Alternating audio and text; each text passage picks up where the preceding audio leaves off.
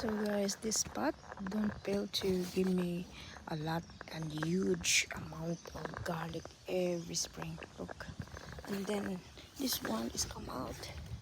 You wonder why I dig this? Because I am going to put this in different location instead of the pot. Although in the pot here, huge pot, they don't really make difference. But then if you put this in the ground directly, where I'm going to put in there, they will even grow more. And don't forget man, keep coming back every year.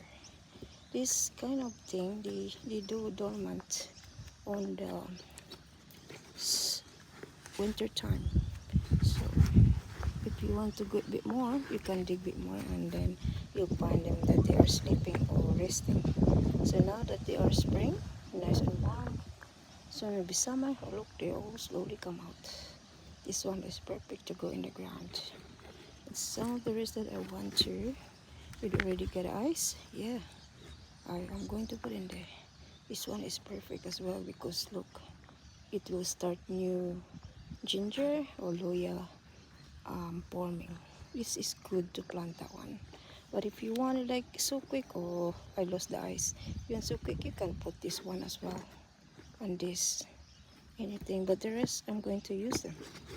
I can powder them, dry them in the sun, really hot in summer, and then dry them, and then voila, you can put this in your food. Yeah, this one I won't kill them. I'll put it back soon. Look how nice is this warm earthworm, really best friend for your garden. When I was little, I didn't know, and I thought this is like snake, and that is same. No, this is different than snake. This is the earthworm, where really doing all the really hard work for you underneath the soil. That's why you got nice and big leaves because of the thing that they do for it. So this is more ginger here. So who wants some ginger? Come and get me here. Look at that.